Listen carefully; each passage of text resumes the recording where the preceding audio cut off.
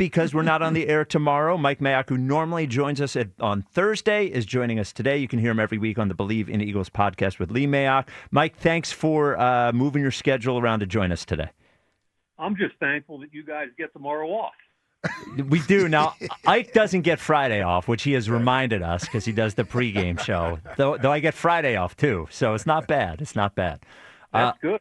I got a game tomorrow night and got the Eagles Friday. Well, you're harder working than I am, I have to tell you. So are you if I were to, we've been talking about Thanksgiving food. There have been more people in recent years that have said Thanksgiving food is overrated. Are you pro-Thanksgiving food or anti-Thanksgiving food? I love turkey with some gravy on it. Oh, there you go. There you go. I figured you'd be a turkey. Well, it's probably partly because it's once a year. Yes. Yeah. You look forward to it. I'm not sure I'd like it every week like I do my steak. Right.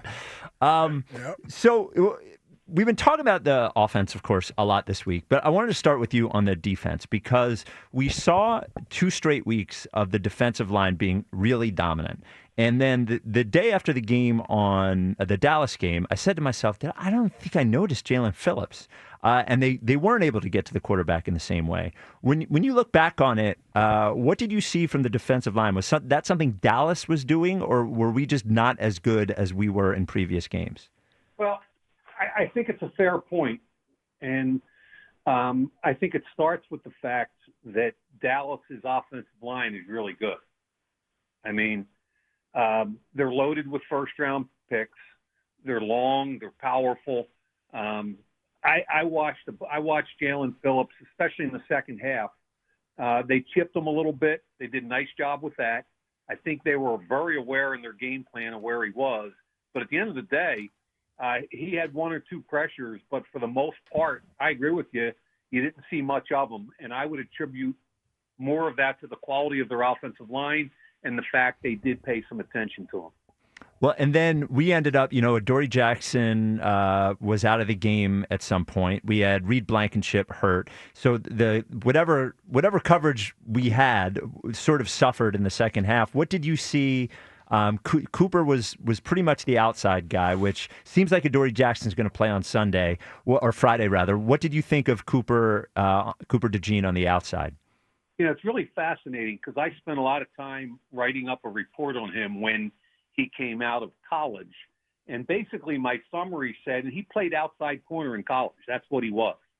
And my summary at the end of it was basically, I think this kid could start outside in the NFL, but I think his highest and best use is inside as a nickel or a free safety.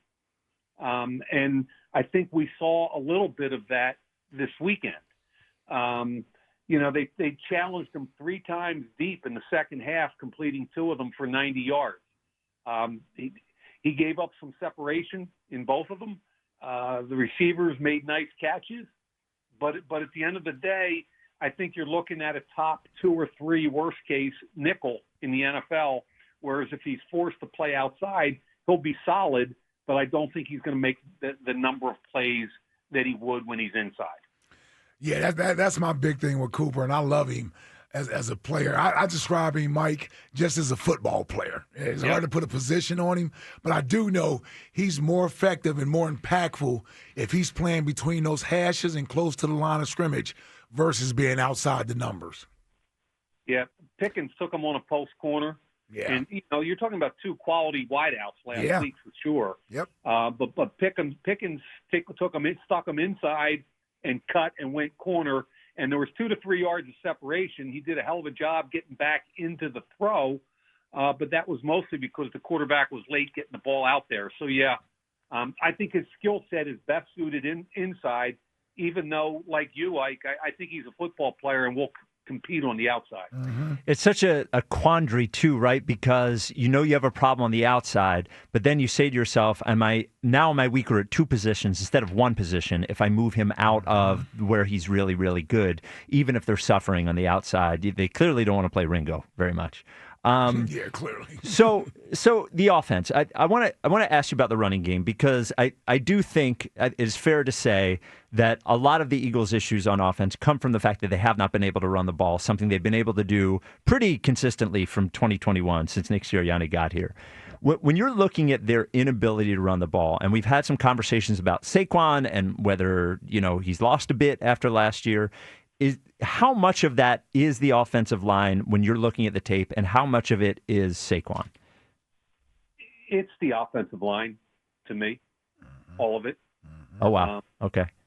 From my perspective, they were the number one unit in the league a year ago, hands down. And the biggest difference offensively last year to this year is the inability to run the football, no matter what they do and how hard they try. And 6-0 linemen and running counters and both gap and zone schemes. So what I took away from this game, it's frustrating to watch the run game. I literally just sat down and watched the tape and then just pulled the run game out and watched it again. And basically their inability to block Quinnen Williams, both in the run and pass game, it doesn't show up on the stat sheet. He didn't have a whole lot of numbers, but he was blowing up the inside of their line. Their interior offensive line could not block number 92. For a couple of games there, I thought, okay, they're getting closer. They're 1 block, 2 blocks away. They got to stay more connected at the second level, things like that. But I just felt like, and I hate to put it this way, I just felt like Dallas physically whipped them inside this past week. And I think what we're looking at is kind of what the Eagles are going to have to live with for the rest of the season, which is a really small, narrow margin to win football games. The run game, if it doesn't come back this week with Chicago, who's got one of the worst run defenses in the league.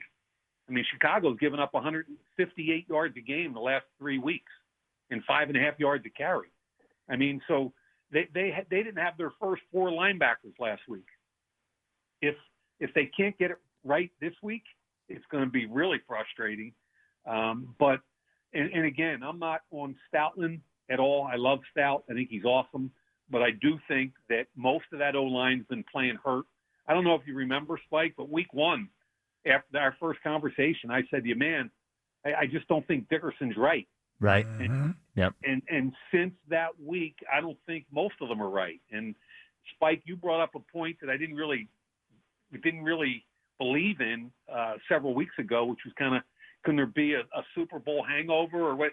And they're all chipped up. They have less of an off season to recover. All those things, you could have been right. They're nowhere near what they were a year ago.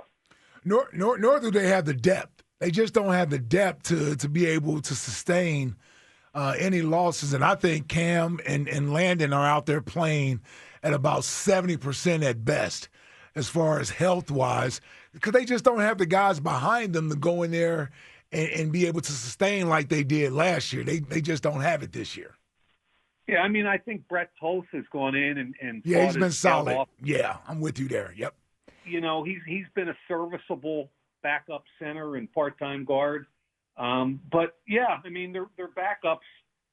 Matt Pryor is going to struggle, and Drew Kendall, the rookie from BC, hasn't even played really. And to be honest with you, Fred Johnson, who I think is a really versatile backup tackle. He can play either side, and I think he's a valuable guy to have, but I think he's a backup. I think he struggled again this week. He struggled with the physicality of their front.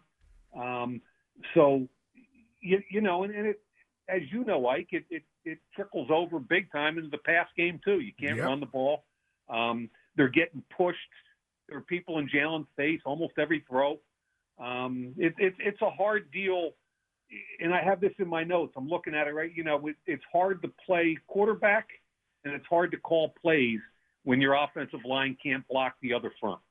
I'm glad you brought up the play calling thing, because it seems like Kevin Patullo is in the eye of the storm now of a lot of us as Eagles fans and critics or what have you.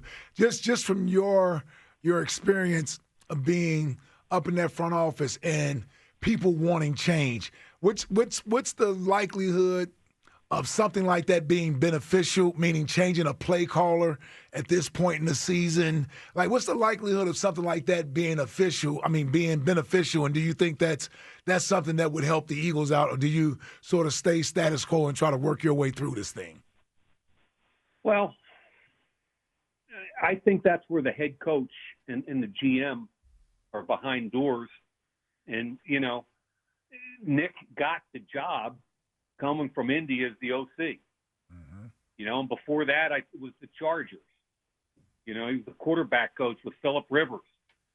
So you would think if he wants to make a change, he's the logical guy to say, I'm calling the plays. Dan Campbell just did it a few weeks ago. Mm-hmm. And so I think that's 100% on him. And that's his – when I say on him, I mean that's his decision to make. Right. And he's not like he's going to take it and just hand it over to somebody else. Right. To Scott Leffler or anything. That's not happening. Right. It's either going to be Nick or nobody else. And to this point, he doesn't think it makes any sense. So in all honesty, what I said a minute ago, I believe in, and that is it really is hard to call plays if you can't block the other front. Yeah. Yeah, it's hard to just figure out if he's good at it. It just feels like their hands are tied given the way that they've been able to have success in the past. And nobody, in the debate about Patullo, it's very hard as a fan, I think, to just face the reality sometimes. The players just aren't that good this year. Our performances, they're not playing to the level they should be. Not all of them, and there's reasons for all of it, and there's the beating of last year and the injuries and all those things, but it all comes back to the same thing in that if you can't block the guys in front of you, that's how we won, by blocking the guys in front of us. So if you can't do it, that's how you're going to lose, Well, thank you as always, Mike. You have a great Thanksgiving weekend working the entire time. I hope you get a little bit of a breather, man. And no, trust me, I'm gonna have a few beers Friday night. There you go. Hell yeah. So have a great weekend. All right, Happy Mike. Thanksgiving, brother. We will talk to you next week.